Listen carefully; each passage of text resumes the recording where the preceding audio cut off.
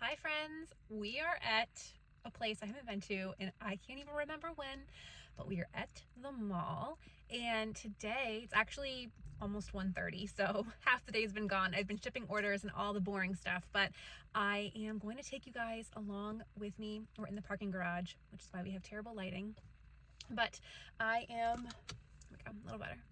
I am going to take you guys with me because I get asked all the time about where I get inspiration, how I build my brand, and I don't know if you know, if you're new to my channel, I used to be a retail buyer for a very big company, and I have a background in corporate retail, and so I get a lot of questions about this stuff, and I have been in this industry for a very long time. So all the skills I learned being a buyer, I have applied to my own brand, and that's kind of what I'm going to show you guys today. So something we used to do all the time, almost every week, would be competitive shopping, and that's actually a term used in the industry. And what that means, it's not a sport, although it can feel like a sport.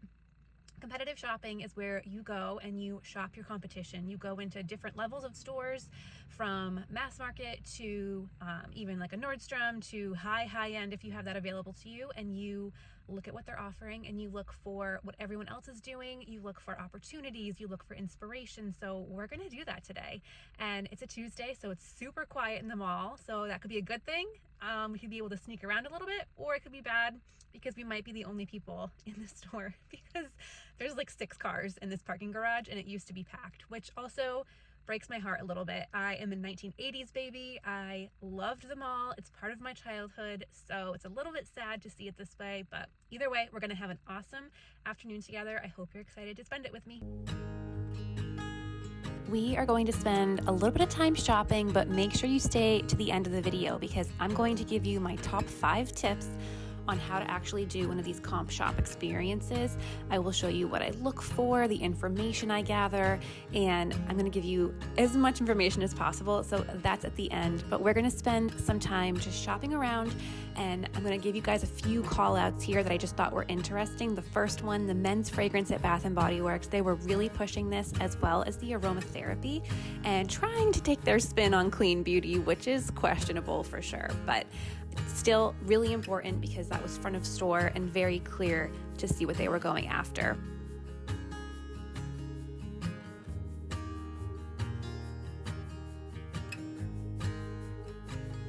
This was a new store in my mall I hadn't been to before. It was all clean beauty, which I loved, and it had a ton of brands I'd never heard of before. So I did take down a few of them to look at after.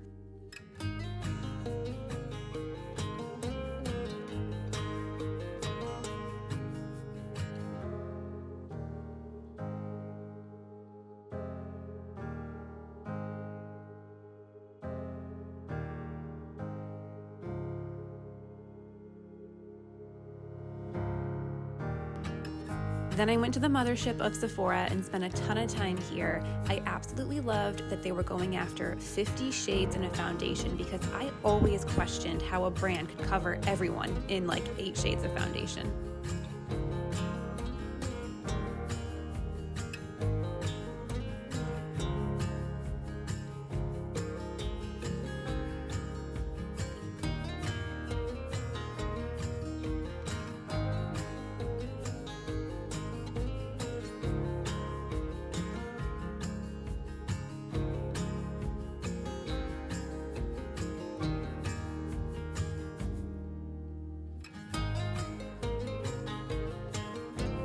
This was a concern for me. I don't know how you guys feel, but to me, it looked like nothing I wanted to buy. The color was bad, it was liquidy.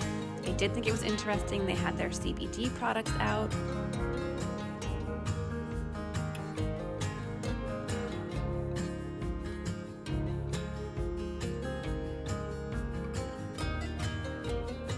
I did find a few things. Stay tuned to the end. I will tell you guys all the stuff I bought.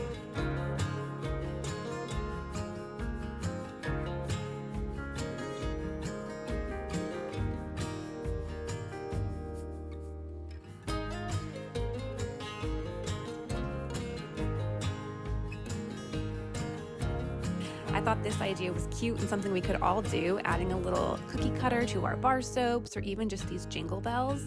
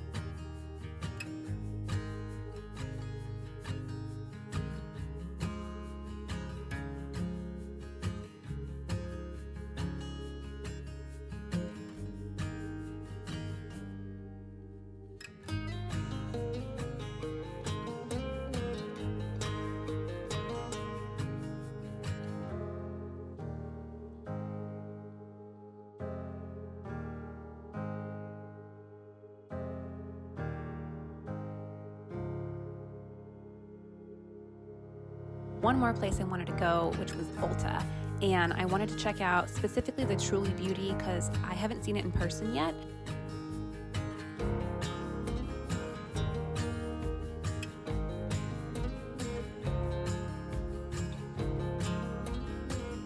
This one really bothered me because it wasn't even filled to the top, and the price points of these are not cheap. So I hope this was just a one-off for them, but that would totally turn me off as a consumer.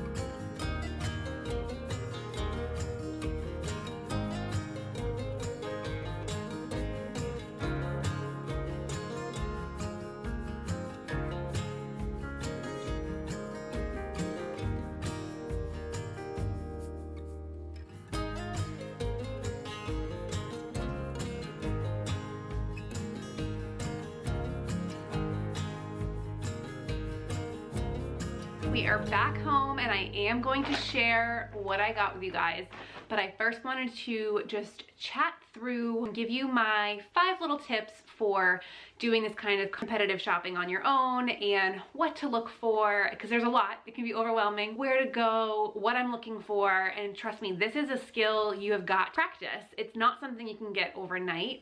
You'll become better at it as you do it more often, but if you're in any kind of business, and this is not just in cosmetics and personal care, if you are an artist or a jewelry maker or candles, anything that you make with your hands, you should be going into retail stores, literally just absorbing everything. The first thing to look for when you do these competitive shopping experiences is price point. I think price point is the biggest thing because our consumers are becoming more educated on what's available, what's out there, and for what price. You have customers that are looking for a body scrub, right? You're gonna have customers who wanna pay that $8.99 for the body scrub from Target or Ulta that we saw. You have customers that want something a little bit nicer who might spend $18, and then there are people who want a really high-end product that might have different claims, whether it's clean beauty or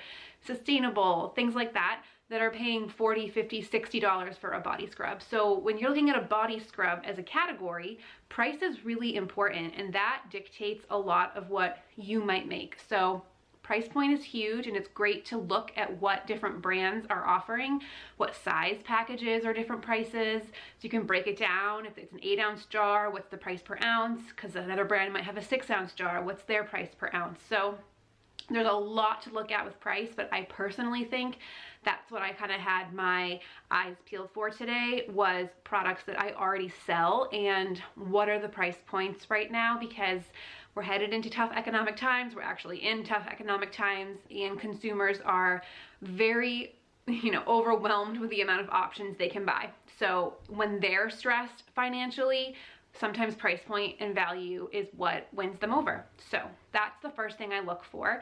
And then the second thing I look for, unique trends and colors. So color plays a huge part in our job, because if you're, again, doing anything from jewelry to soap making, there are trends in color. So I went to J. Crew and I looked at their color palette for their cashmere sweaters. They have those cashmere sweaters every single year. They're a staple item.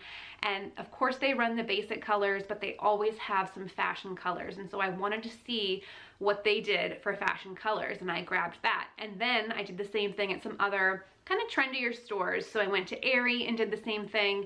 So you want to really see what colors they're showing, and they change by season. So we were looking at a fall color palette, and I was really inspired by some of the purples and the greens that were infused into the typical like rust or burgundy palette. It was a really interesting way to play with colors. So I took a lot of photos which is my third tip. Take photos. It's gonna be overwhelming and you're gonna forget different things. Like, I've forgotten a lot of stuff already, but I know I have them on my phone. Take photos of things that inspire you, and even if you don't know why it's inspiring just in that moment, take that photo, because when you're going to plan your fall line next year, you can go through some of those cool color palettes and get some really interesting ideas for your product, whether it's packaging or the actual product or anything. So definitely look at fashion, and just know too, when you go to a store, what they put on the mannequins and what they put in the window, that's their foot forward. These stores have teams that are completely dedicated to dressing those mannequins, and they sit in a room and discuss what's going on that mannequin. So that is what they think the consumer is going to want the most. Believe me, sometimes they can be wrong, but if you notice that their mannequins are all wearing a certain color of purple, and then you go to 3 more stores and that purple is also there, you know it's kind of a fashion color. And it could take a while too for people to catch on. I personally don't think that purple is going to be out next fall in a way of, like, you know, past season. So yeah, so third tip is take a bunch of photos so that when you go to actually plan something, you have an awesome assortment of things to look back on and inspire you. Okay, so the fourth one is a little bit more complex. And the whole reason that we do these competitive shopping experiences is to find open space. It is not an opportunity for you to go and find someone you want to copy, because copying and being a Me Too product, what the industry calls it, is just not going to be the best foot forward for your brand, because it's already been done.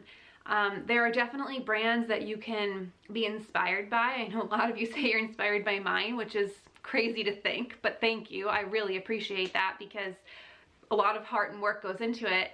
And so take people like my brand that are inspiring to you, but find an open lane that's not already, you know, taken up. So that is a bigger picture and a bigger project when you're doing these competitive shopping experiences. And then the last tip, the final and fifth tip, go and look at what's on clearance. It is amazing what you can learn when there are things on clearance. So my favorite example of this from today was our trip to Anthropologie, because as you saw, their bins were filled with body care products, most of which were bath soaks and bath bombs, which we've been talking about as being awful. And I know a lot of you guys already jump on that, like you get it. The bath bombs in your own sales aren't great. But when you look at a store like Anthropologie, who puts a lot behind bath bombs, and by the way, they still had a crap ton of new holiday bath bombs and bars that you break apart and bath soaks, it's like they must have put those purchase orders in before bath bombs and everything went south, because they're still backing up the truck and buying those products, but clearly their customers are not voting for it, because they had huge amounts of those items in clearance. And then the other thing I thought was interesting was their face masks. So the whole face mask world is something I haven't even ventured into. I personally love them because it's so, like, you know, at home spa, and that's definitely my vibe. One single use face mask, for me personally, I don't like to use them because they are not great for the environment, same as like a makeup wipe. And there are a lot of consumers that are talking about that now, that are talking about those single use things that end up in the trash and don't really make that much of a difference for a single use. A face mask is not going to all of a sudden give you a new face. So I think consumers are getting really smart about that, and it was very interesting too. Now, Anthropologie has a different customer base, so maybe for a younger Gen Z demographic, if that's, you know, who you fit with, that might be better, and they might still really like those because it's very selfie and Instagram, or I guess TikTok now. But I just felt like, okay, I don't need to be wasting my time on that. I think the mask thing was really overdone, and I love them still, but maybe not a category that's worth me putting more effort into. I think in going to all of the stores that we went to today, there's still a ton of opportunity in body care. So Anyway, let's get to the best part of the day. I was trying really hard not to spend any money because, like I told you guys, I'm on a very strict budget with the recession and just trying to drive my business forward. But Sephora got me. They get me every single time. I even texted my mom. I was like, I'm not gonna buy anything, okay? And the hour I was in there, I walked out and I had spent $130. So anyway, I'm gonna share with you guys what I bought and why I bought it, because there are business reasons behind everything. And I think it's great if you do really love something, buy it and use it as a sample. I paid with them through my business, the business expense. And the reason is because I'm using these to learn how to formulate more, and I'm going to be formulating some of these products on my own. So from a tax purpose, these are business items. I'm not keeping them on my nightstand. You know, I'm going to use them, but I'm using them because I want to understand the texture. I want to understand the ingredients in them.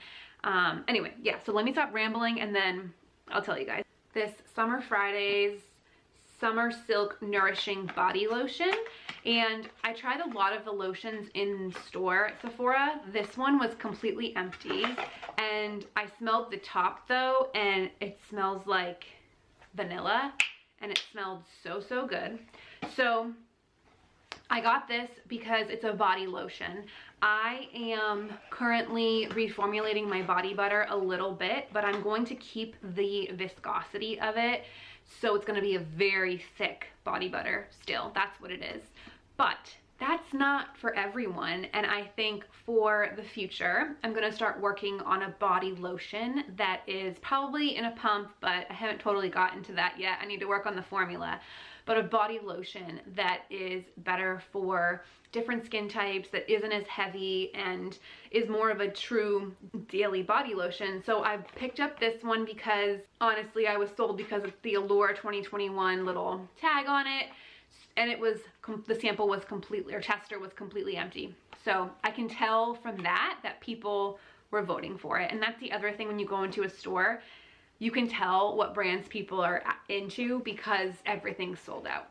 So anyway, so then again on the lotion train, I got this one from Glow Recipe, which I tried and I loved it. It does smell exactly like watermelon, and I forgot that I had used one of their face masks before, but it smells exactly like watermelon, and I thought it was a cute bottle. So I'm excited to have these two body lotions to test out and use as some foundational pieces to developing my own body lotion. And what that means is I'm going to test these out. I'm actually going to go on to Sephora and read the reviews of these after this today and see what customers are saying, what they like about it, what they don't like about it. And from there, I'm going to formulate one of my own. So these are great though to start out with. So I'm excited about those. And then I got another Summer Fridays item. This I saw all over TikTok and I wanted to try it. It is their lip butter balm. And I do have a lip balm right now in my line, but it's just like a typical lip balm, and there's no reason for someone to buy it to be excited about it. And there's so much hype around this, and then around the, I can't even get it open, and around that Laneige sleeping mask, that I think I could do a little bit more work on a lip product. I do love my lip balm because it's super natural. I want to look at the ingredients on this a little bit deeper. Oh, they nailed this on that vanilla scent. Okay, I don't like love the applicator, but I'm also doing this on camera and trying not to make a mess of myself.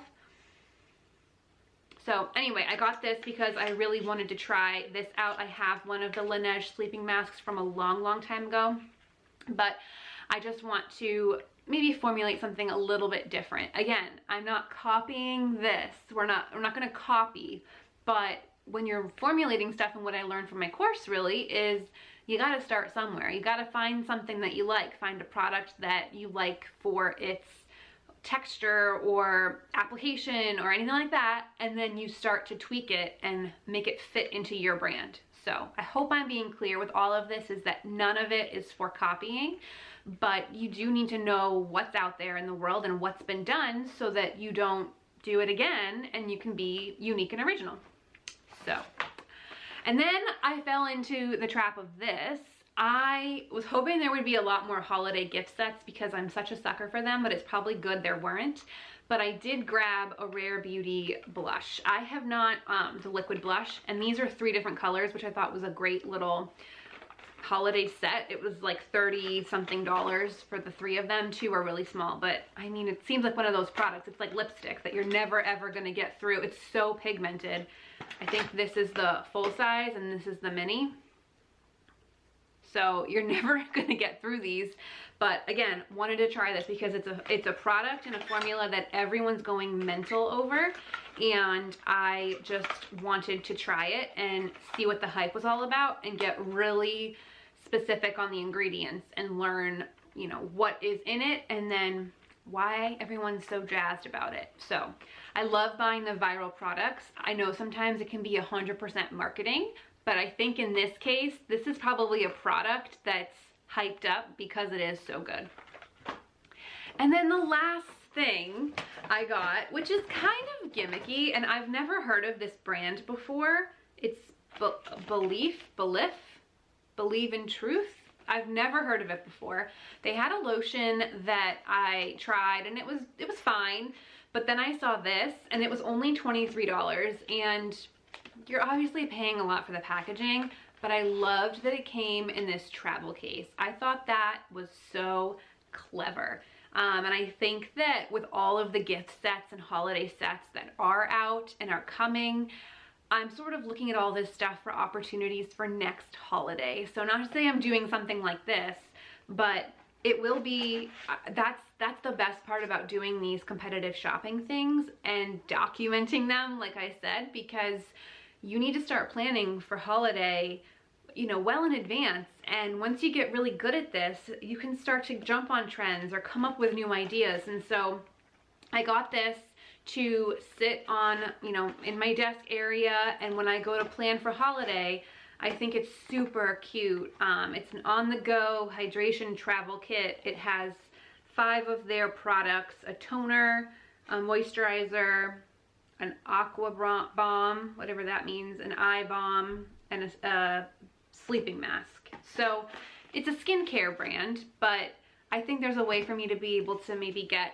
you know, something similar going for my business for next holiday. So I bought this to be a reminder because I thought it was the coolest idea ever.